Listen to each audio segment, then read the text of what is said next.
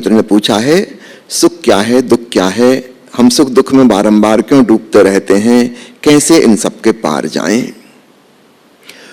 सुख एक उत्तेजना है जो हमें पसंद आती है, दुख भी एक उत्तेजना है जो हमें पसंद नहीं आती है। दोनों उत्तेजनाएं, दोनों में एक्साइटमेंट है। चाहे आप कॉमेडी की कहानी देख रहे हो तो भी आप एक्साइटेड हो जाते हैं, प्रसन्न हो जाते हैं, और चाहे आप कोई ट्रेजेडी की कहानी देख रहे हो तो आप दुखी हो जाते हैं, आंखों में आंसू आ जाते हैं, ये भी एक एक्साइटमेंट है।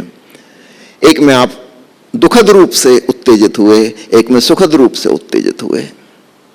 और याद रखना, जीवन का नियम, हर चीज का बैलेंस और संतुलन होता है। कोई लहर जितनी ऊपर उठेगी उतनी ही फिर नीचे गिरेगी।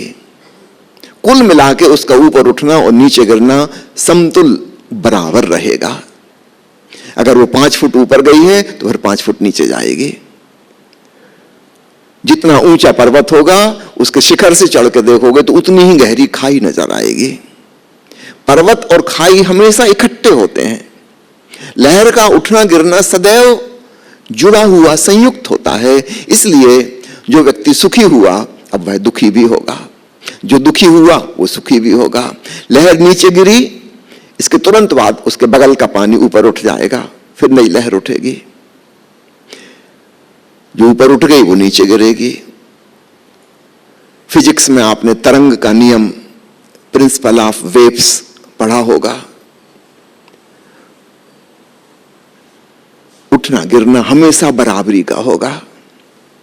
जो व्यक्ति कम सुखी होता है वो कम दुखी होता है, जो बहुत सुखी होगा वो बहुत दुखी भी होगा।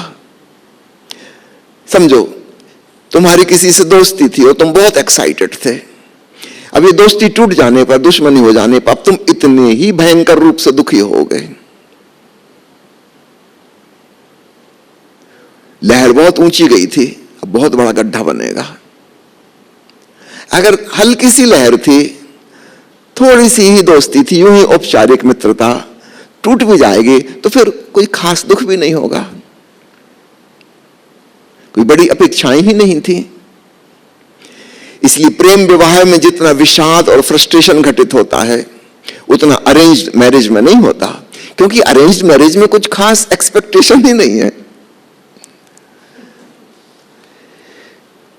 प्रेम में तुमने बड़ा सपना देखा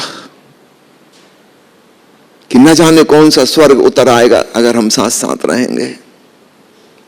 महीने 2 महीने में पता चला कि भारी नरक में पहुंच गए। पर चढ़ाव था, ऊंचा चढ़ाव था। अब उतने ऊंचे से गिरोगे तो नेचुरली हड्डियां पसीने टूटेंगी, मल्टीपल फ्रैक्चर होंगे ही होंगे। इस बात को स्मरण रखना। सुख दुख दोनों उत्तेजना हैं और आपस में परिवर्तनशील हैं। एक के बाद एक, दिन रात की तरह आएंगी जाएंगी, आएंगी जाएंगी। ये जीवन का नियम है। अब आपका अंतिम सवाल कि इनके पार कैसे जाएं। दोनों प्रकार की उत्तेजना को जानने वाली जो चेतना है वह सदैव शांत रहती है। वहां चलो, वो ट्रांसेंडेंटल पॉइंट है, बियॉन्ड द डुअलिटी, द्वंद्व के पार। उसमें ठहरकर ना तुम सुखी होगे और ना दुखी होगे, कुछ भी नहीं होगा। एक शांत चेतना, रिलैक्स्ड अवेयरनेस। घटनाएं तब भी घटेंगी, अनुकूल घटनाएं भी घटेंगी, प्रतिकूल घटनाएं भी घटेंगी। सुख दुख की तरंगें उठती रहेंगी, लेकिन तुमने अपनी पोजीशन बदल ली। अब तुम सागर की सतह पर नहीं बल्कि सागर की गहराई में, प्रशांत महासागर की गहराई में कभी कोई तरंग नहीं आती जाती। अगर तुम सतह पर रहोगे ऊपर तो वहां तो लहरों के साथ उठना गिरना होगा, लेकिन तुम वहां रहने के लिए मजबूर नहीं हो। थोड़ा नीचे डुबकी लगाओ, जिसको हम ध्यान में डूबना कहते हैं। वो क्या है? वो अपनी ही अंतरात्मा में डुबकी है। तब तुम सतह से दूर निकल गए। ऐसा नहीं कि वहां पर लहरें उठना गिरना बंद हो गई, वो तो चल रही होंगी, लेकिन तुम्हारी पोजीशन चेंज हो गई। अब तुम दूर से वहां से देख भी सकते हो उन लहरों को चाहो तो, लेकिन अब तुम उससे प्रभावित नहीं होगे।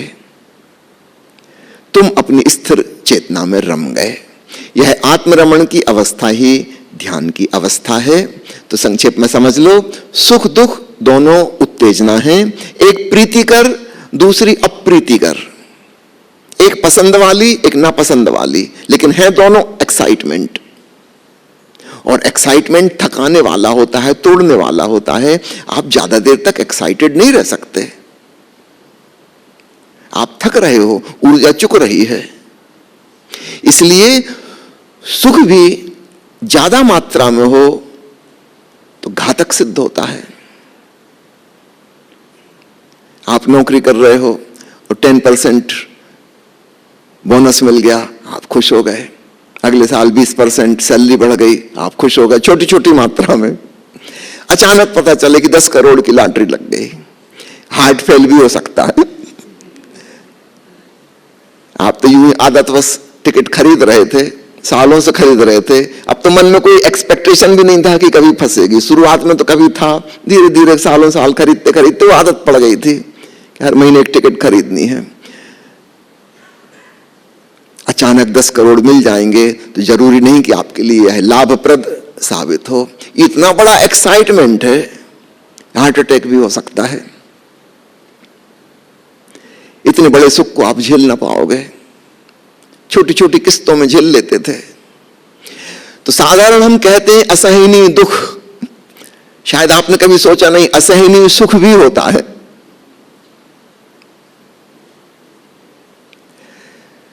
दोनों के पार उत्तेजना रहित चेतना है, वही ध्यान का लक्ष्य है।